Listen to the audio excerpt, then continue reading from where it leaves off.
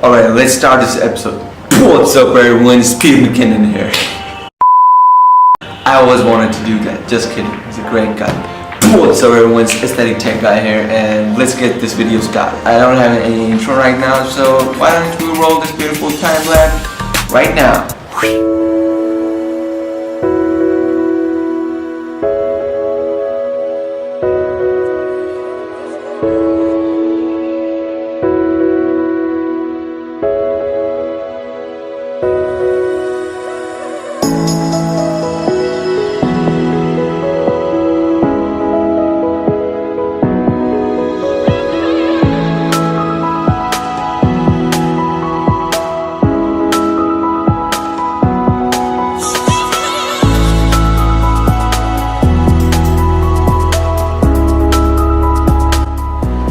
Hey, what's up everyone, welcome to my channel. It's the Aesthetic Tech Guy here, and today I'm gonna review this pretty lens. It's the Canon 50mm aperture f1.8 lens, and I don't know why it didn't focus.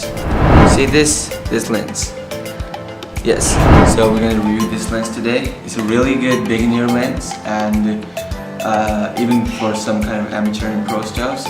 Many pro buy this lens, but the smaller amateur versions that are the f1.4 and 1.2, those are pretty expensive. But this one, it comes for a good price. So the price of this lens is about rupees 8,000. So that would be around that'll be around $110 or something like this. So that's like the maximum retail price, and you can get discounts and stuff on Amazon and all the things. I'll find the links and I'll link them down in the description below. Do check them out if you really want to buy your first lens and you want to take those awesome bokeh photos and awesome video transitions and all that cool stuff. So let's come to some of the specs of the lens. So the lens is a 1.8 aperture, as I told you. It's a 50mm focal length, and yes, if we talk about the hardware, the lens, the back of the lens is metal. The red dot signifies the lens is prime one. So now let me just tell you some more of the things. You can see this is the lens. You got the autofocus, off and manual focus on buttons. There's no image stabilizer in the lens, but still you can just, I think, pretty much do it with a tripod or handheld. It's not that big of an issue. So yeah guys, I also told you about that how this lens could be really helpful in the bokeh effect. I know the kit lens which I'm using right now is a pretty good lens, and you can use it for bokeh. If you don't know what bokeh effect is, this is bokeh effect. It must be on the screen, right? So yeah, so the bokeh effect is basically, kind of just focusing on the subject and kind of blurring the background and kind of, rejecting the light, to say it scientifically. And so I think that would be for another video if you want to see how you can really shoot good bokeh with this lens, and even the kit lens.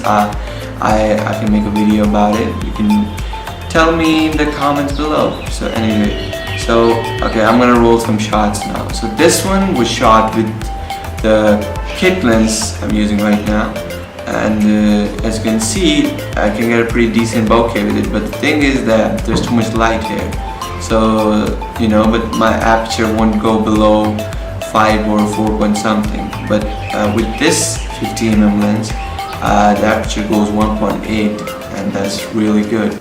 Also, this lens has 7 aperture blades, which is really good for those round light kind of bokeh. You can get it with this too, but this is almost perfect for that. So yes, and let's see what are some of the contents in the box rolling in now. So hey guys, so this was the box the 50mm came in. It has this information. This is the view from the side. I just wanted to show you like how tiny the box was, especially one really surprising thing. there was never a seal on this box.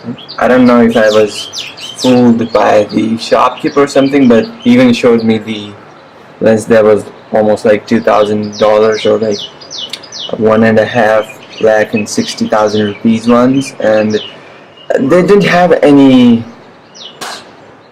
seal on it, and I was really surprised. Like, I don't know the reason. If any professional guy can comment on it, it would be really nice. And yeah, I just wanted to show it to you. It didn't have much in it.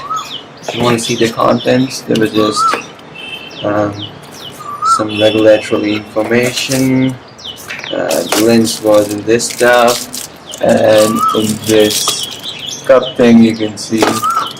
That was pretty much it, guys. So now I'm gonna give you the demo on the DSLR, showing how the aperture setting changes in the DSLR screen. So let's see that. You can see at 18mm kit lens has minimum 4.0 aperture, but as I zoom in, the lens, you know, reach about at 55 it's 5.6 minimum, and around 50 it's only like, what do you say, around 5, which is pretty low, I would say. And so, and the 15mm supports at about what do you say, 1.8, so that makes a whole lot of difference.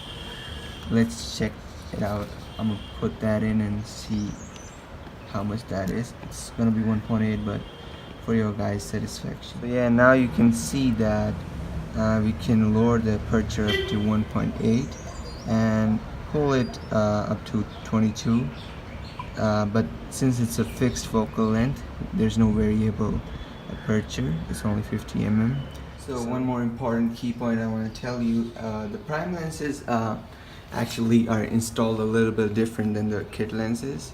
As you know, the kit lenses have these white spot which you have to match on the rim and then attach, while the prime lenses have these red spot. You can see this red spot. Alright, so when you take off the camera, pull it out, you can see there's this red spot and the white spot. I don't think so you can see the white spot. Let me just... So what you have to do is connect to the red spot area and just rotate it counterclockwise and you're done. Just a quick tip. Alright guys, so that was pretty much about the review. Do comment, like, subscribe to the channel. This was more of a kind of tutorial kind of video, so if you like it, I can make some more about cameras and stuff and other technologies. And yeah, so I'll see you guys in the next one. Peace out.